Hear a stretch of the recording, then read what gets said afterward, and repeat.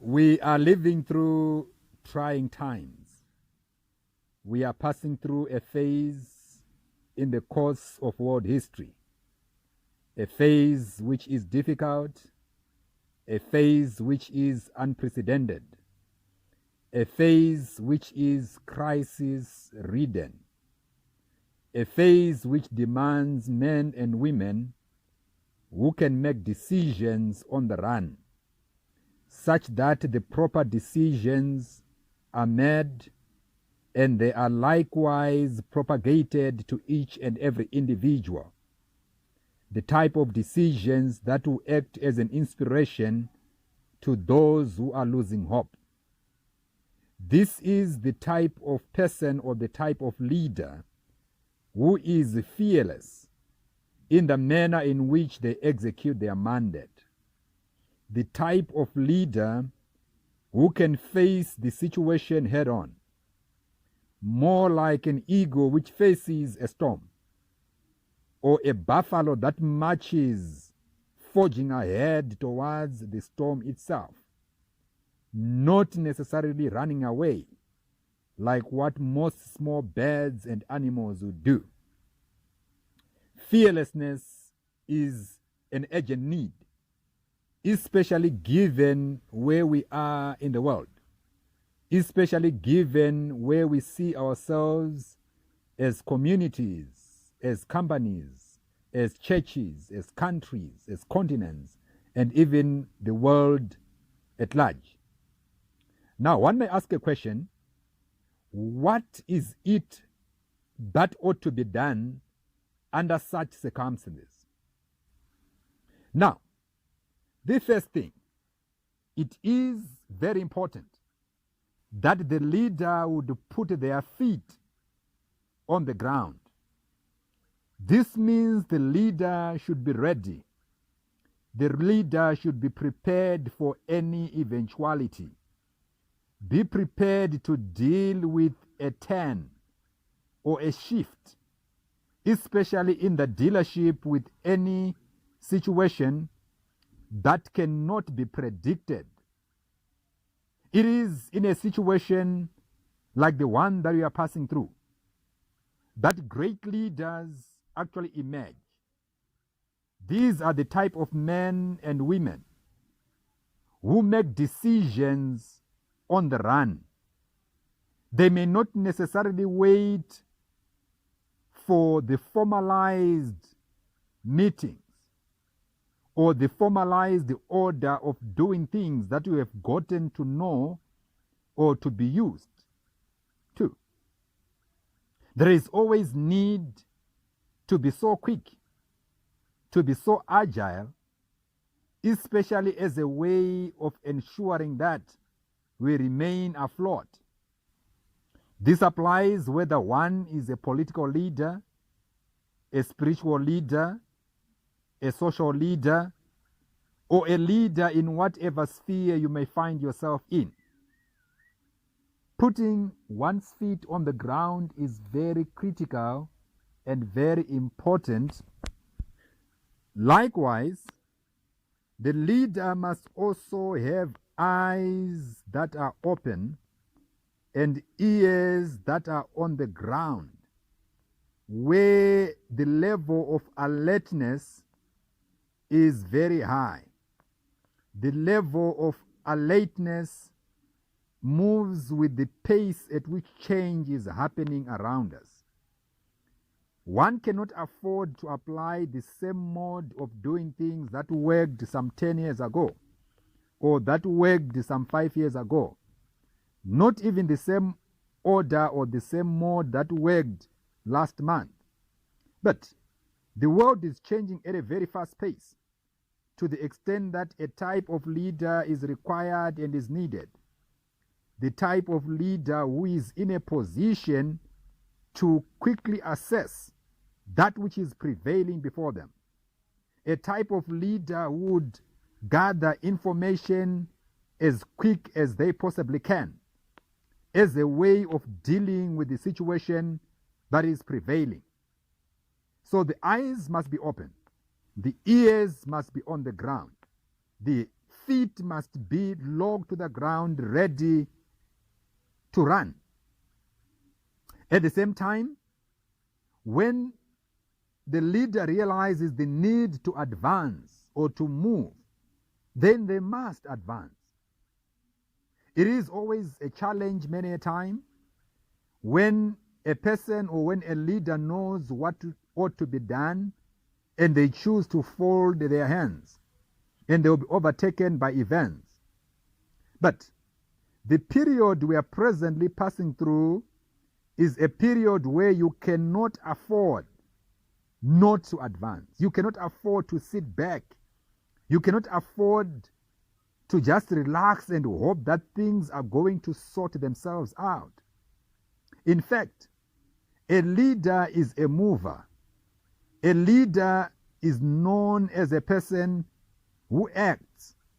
A leader is a person who transitions a situation from what it is to what it ought to be.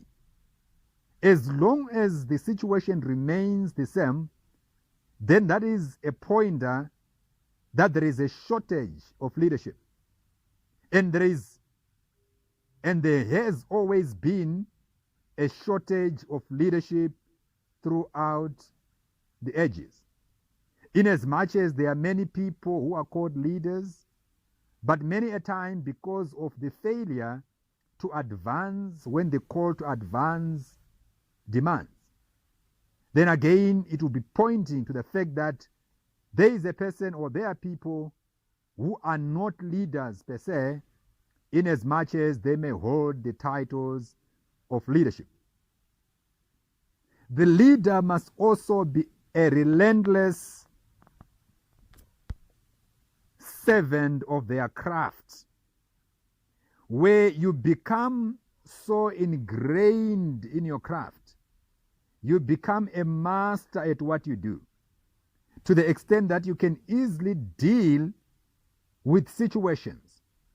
You can easily face any particular predicament that presents itself. Why? Because you are so knowledgeable and you are ready for anything, because you are a master at your trade. The moment you become a master in your sector, the moment you become a master in your trade, you become so self-confident to the extent that it doesn't matter the size or the magnitude of the crisis that presents itself. You always face it head on because you believe in your own capabilities. You believe in that ability that you possess as a person. And as a result, you become so fearless. You face your situation head on. In addition, the fearless leader is a person who continuously learns. They are learning each and every day. They know very well that they will never get to a point when they know everything. But as each day comes by, they refuse to sleep with the same level of ignorance that they would have awoken with. So they are continuously searching for new information, for new knowledge. They are adding to what and where they were the previous day. In addition, the fearless leader has the love for the people. The decisions that are being made, they are inspired by the desire to make the world a better world to live in. And that can only happen when you have this love, when you have this connection with the hearts of man. If ever you are to move a generation, you must always strive at touching hearts before you ask for a hand. Love them. And as you learn and as you love them, it becomes so easy to lead even through a crisis. In addition, a leader who is fearless ought to be very enthusiastic. This is a person who must display a lot of energy in facing whatever situation is before them, to a point where the level of enthusiasm has some inherent capacity of inspiring many people who might actually be losing hope. The reason why at times everyone else will fall on the wayside or they shudder because of the crisis, it's mainly because the leader is actually lacking on one of the critical components or qualities of leadership, which is enthusiasm or passion. There is need to display a lot of passion. There is need to stand forth and face that particular situation, in as much as it may appear to be so big, to be so grand, to almost be so impossible. It is a leader who has the passion, who always stands to emerge victorious under those circumstances. Above all else, a leader ought to be a servant of the people, a contributor of value to civilization. A leader ought to be a person who realizes that they are called for such a time as this, and the calling is unto service. It doesn't matter your background. It doesn't matter where you have been. It doesn't matter the circumstances around you. It doesn't matter whether you're educated or otherwise. The one who stands to emerge victorious in any crisis is the person who chooses to serve their generation. I believe, and I'm very much convinced, that the reason why you are alive today, and the very reason as to why you are a leader also, is because you have something of value to offload to civilization at this particular moment in time. This explains why you were not probably born in the 14th century, or why you were not meant to come in the 25th century.